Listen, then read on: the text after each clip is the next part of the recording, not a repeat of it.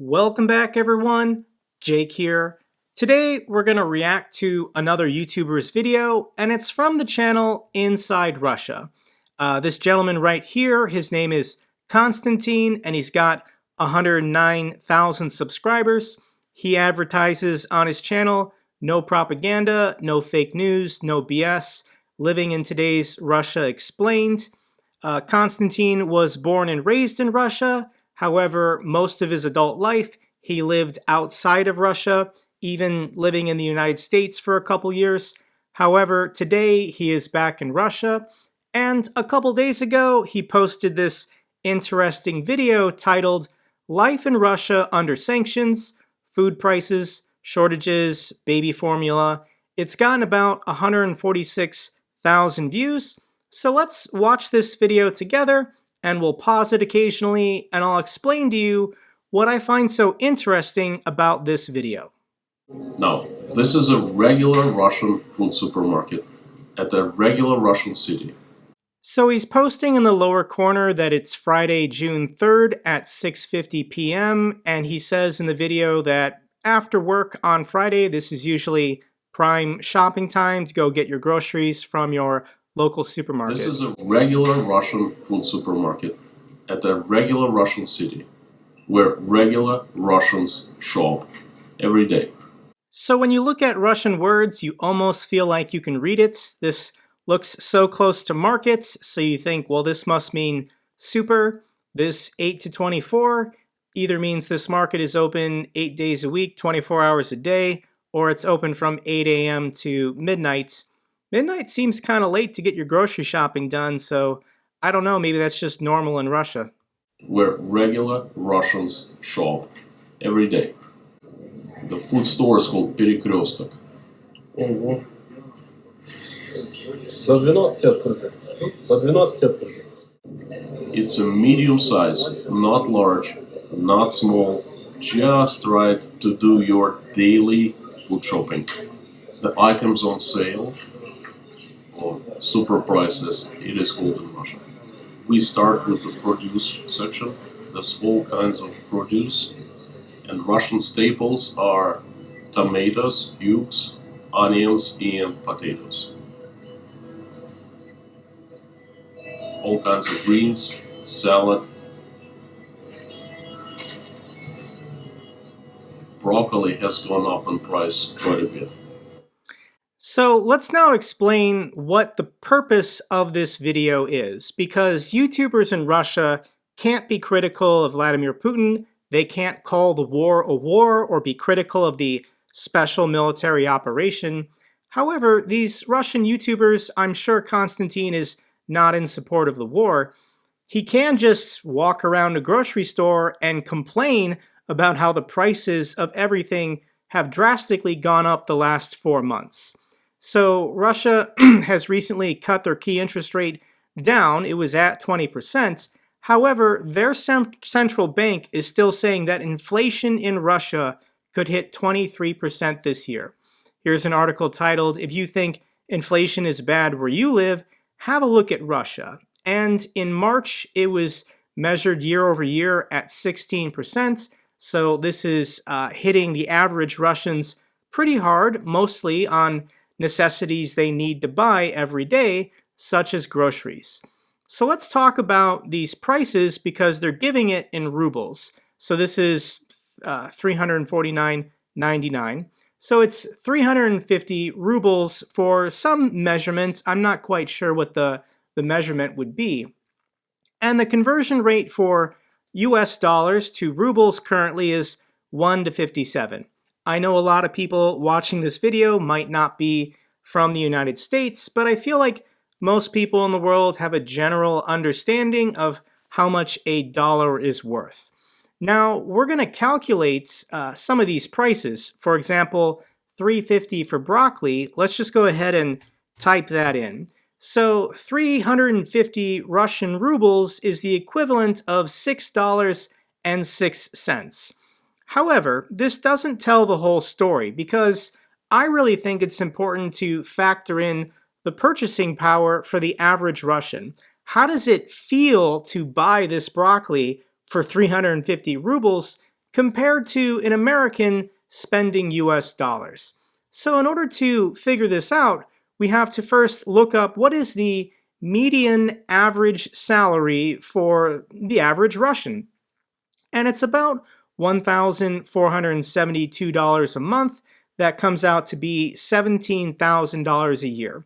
So the median average income for the average Russian is about 17,000 US dollars a year. And in the United States, it's roughly double. The average, not median, is 51, but you have to factor in, you got to basically discount all the billionaires and millionaires. So the median wage for the average American is roughly twice as much, 34,000. So when you think about the purchasing power of your rubles as an average Russian, what does that feel like to the average American spending dollars? And all you have to do basically is multiply it by 2. So yes, technically that broccoli is 6 US dollars, but compared to the purchasing power relative to your income, for an American, that would be like spending $12 on that broccoli. I'm not spending $12 on this broccoli. And now, the holy grail of Russian food shopping. Lettuce, iceberg, or as we call it in Russia, Chinese lettuce, is up about 70%.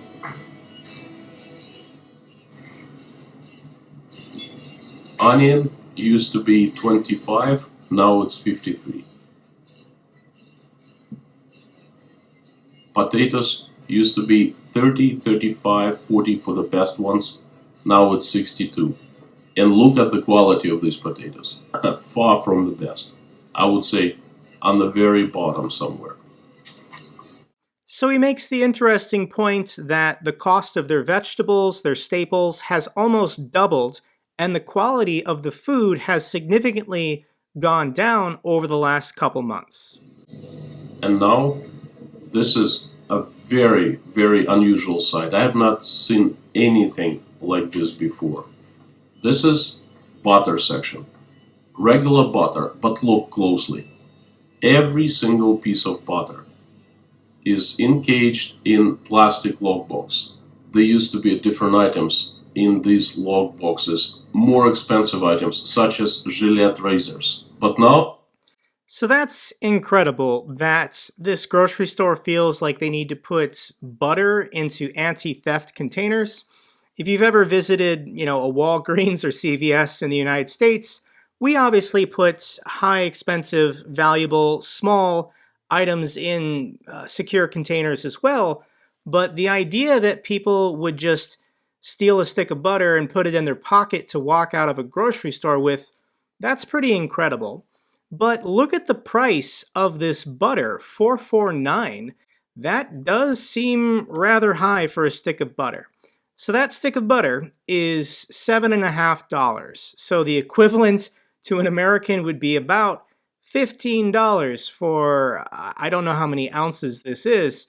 Potentially this is some kind of foreign imported butter. There does appear to be less expensive brands below it, but that's $15 butter right there. oh, they're used for butter. What the heck? I have not seen anything like this before. At first I couldn't understand what this is, but then I figured anti-theft devices. But why? Butter!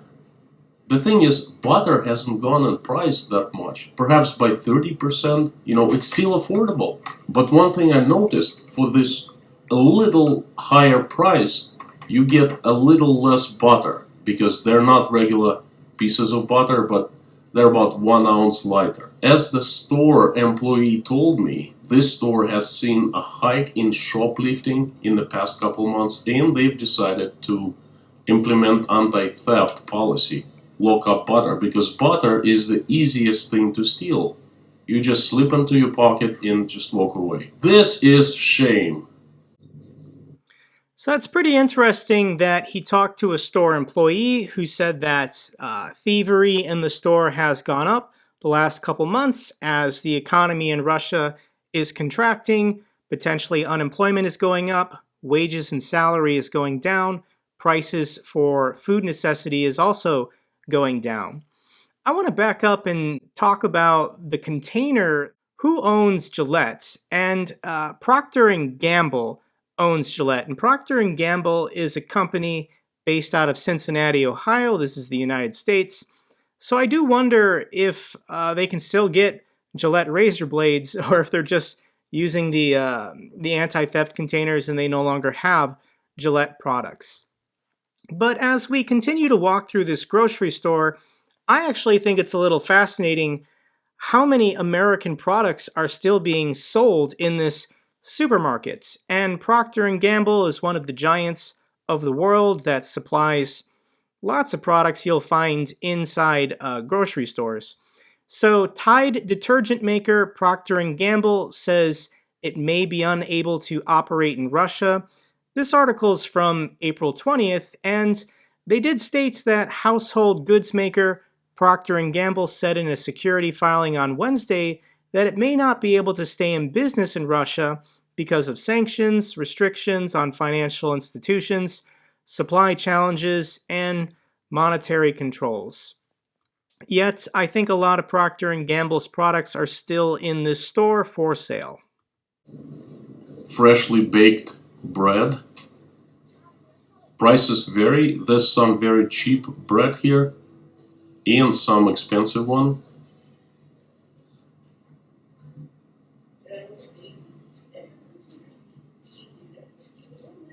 More bread.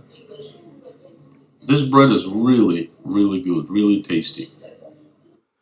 I guess in Russia, it's easy to have delicious, cheap bread when you invade your neighbor and then steal all of their grain. I guess that's an upside of this war, is that the cost of wheat, the cost of bread, hasn't really gone up.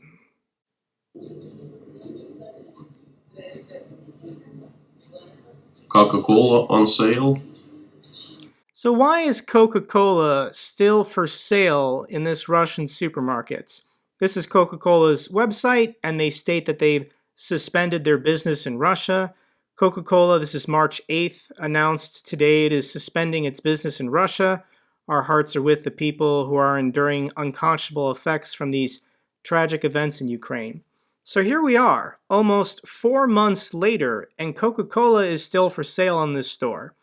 How can I explain this? Potentially, they just have surplus inventory that they need to get rid of, and eventually it's going away. Or these Russian supermarkets are potentially still importing Coca-Cola, but they're getting it through friendly countries that haven't been sanctioned. So there's a lot of tourism occurring right now in Georgia or Kazakhstan. Russians or even Russian suppliers are just going through these other countries in order to get their normal needs. Now, when you increase transport costs and it has to cross an international border, the price goes up, but these supermarkets still might be able to get their products that they want. But it still doesn't make sense unless Coca-Cola is still manufacturing in the company. And this is where I'm starting to get suspicious about these American and Western companies that are still doing business in Russia, because I think the real reason why they don't want to stop selling in these stores is they don't want Russian competitors or a Russian equivalent to pop up and then permanently take away their market share. So here's something called CoolCola. Russia launches Coca-Cola, Fanta, and Sprite alternatives after the soda exodus, but as you can see in this grocery store, Coca-Cola is still there. Now, cheese has gone up in price significantly. What you're seeing is the price for 100 grams. You can see the little flag stickers on all of these slices of cheese, and they're all Russian. This is all basically Russian cheese. So potentially imports of better cheeses from Europe have stopped. Or about 3 ounces. 119 rubles. For a kilo, that's 1,200 rubles, okay? Used to be 700, 800, 900 for real expensive one. Up in price big time. Sausages. Somehow Russians love sausages. soft drinks and water, steel and mineral, soft drinks, energetics. Look at So I saw Red Bull around the corner, and I'm seeing Monster Energy right here, and this doesn't make any sense to me. Here is the Red Bull website, and they're saying Red Bull suspended all marketing activities and new investments in Russia early in March and complies with all EU and US sanctions. That's a very diplomatic way of saying we're still selling Red Bull in Russia. We're going to continue canning and producing and supplying all of these grocery stores. Because once again, these companies don't want to lose market share. They don't want to disappear from the shelf and then their regular customers switch brands or go to some kind of Russian equivalents. But this is pretty disappointing that Red Bull has prioritized profits and maintaining market share and continuity as opposed to, once again, this complete disastrous humanitarian crisis that Russia has caused in Ukraine. Same thing with Monster Energy. I guess this is called Black Monster in Russia, but it's still being produced and then sold in stores. So Russian Monster Energy hasn't stopped selling in Russia. at the end of the shelf, plenty of Pepsi, fully stocked. Once again, Coca-Cola and Pepsi, what the heck are they doing? Russia was Pepsi's second largest international market. What happens next now that it's pulled out?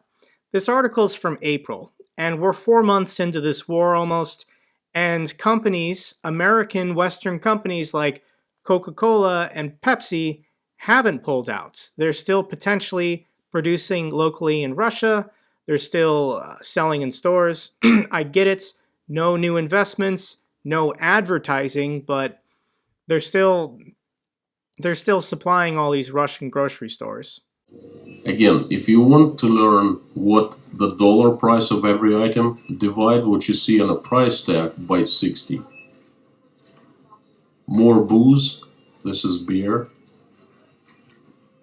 Potato chips, Pringles, Lay's, well, Why is Pringles and Lay's being sold in Russian grocery stores still? Who the heck makes Pringles? Apparently Kellogg's owns Pringles and Procter & Gamble owns Kellogg's. So this just doesn't make any sense. Here's an article I found from the website Just Food saying Kellogg to focus on staples in Russia. The US breakfast cereal and snacks giant is another food multinational maintaining some sort of business in Russia. Kellogg has decided to keep operating in Russia with the US giant to manufacture staple foods in the country. So I understand their arguments that the basic necessities for the average Russian need to keep being supplied because why punish the average Russian consumer by denying them basic staples? My response to that is, are Pringles and Lay's potato chips basic staples, basic necessities that the average Russian needs in order to maintain, a basic standard of living? And here's the honest truth.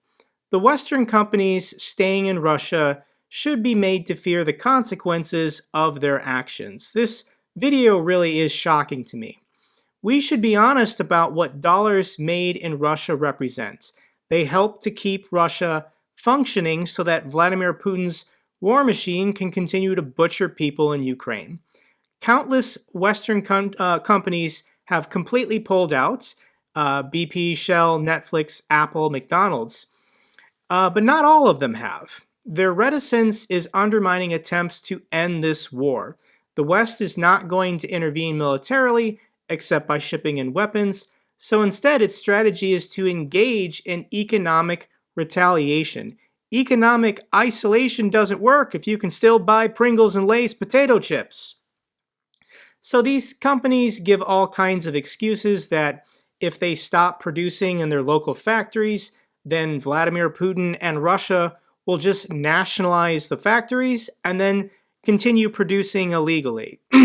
So these companies are worried about Russia because if We've talked about they don't want to give up market share to local Russian producers, but they're also extremely concerned that Russia will just seize the factories and then continue using their labeling and their ingredients and their recipe and their employees.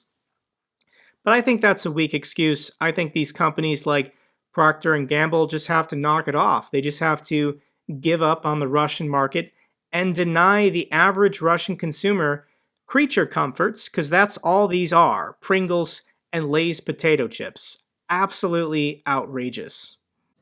Anywhere you go, you'll find Lay's or Pringles on sale. They're locally made here in Russia. Every large city has Pringles and Lay's factory. The price, can't tell you because I'm not big into chips. It's not cheap. Let's put it this way.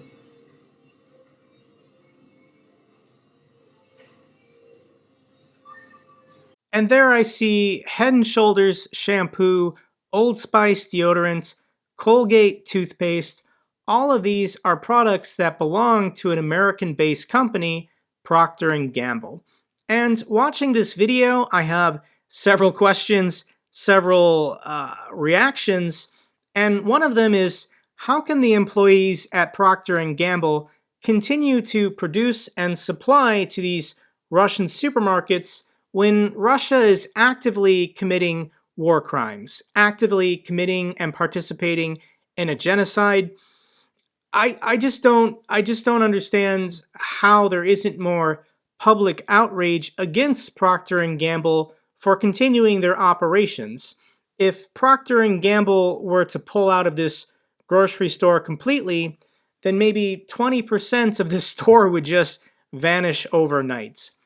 The other question I have is, why are Russians still buying these products? Why are they still buying Head and Shoulders shampoo and Old Spice deodorant and Colgate toothpaste when these are American-based companies that are producing them? Isn't America supplying the Ukrainians and killing their own Russian soldiers right now? The obvious answer is potentially the average Russian just doesn't care. The average Russian just wants to go to their job, make a decent living, provide for their family, go to the grocery store, buy their deodorant, toothpaste, and basic necessities, and carry on with their life. But to, once again, cause a political reaction within the Kremlin, ordinary Russians have to get involved. They have to speak out and speak up, demand an end to this conflict, and that isn't going to happen unless their daily life is interrupted. We need these basic products and necessities to vanish from the store. Now, there's the ethical question. Should baby formula, diapers, feminine hygiene products, should those be denied to the average Russian person if they're all produced and manufactured internationally? I'm going to be cold-hearted and I'm just going to say yes. I think that Russia should be denied baby formula and diapers and, feminine hygiene products until this war is stopped, until Vladimir Putin either pulls out or is removed from power. So watching this video, to me, yes, the prices for all these products have gone up 30, 40, 50%. That's a good start, but it's not enough. It's not enough to economically bring down Russia. And the thing that is keeping Russia going right now is the price of oil, the price of energy. So this is the price of crude oil over time. Currently, oil is at $123 a barrel. This is what is holding up the entire Russian economy right now. We need oil to basically go back down to $50 a barrel. I've talked about this in previous videos, but when oil was high in 2008, Russia felt emboldened. It invaded Georgia. It started a war. When the price of oil was 102, Russia annexed Crimea. It invaded Ukraine for the first time. We then didn't hear anything from Russia. Russia didn't start any wars when the price of oil was $50 a barrel. But now that it's going back up, Russia has money. They think that they can get away with this crime, this invasion of their neighbor.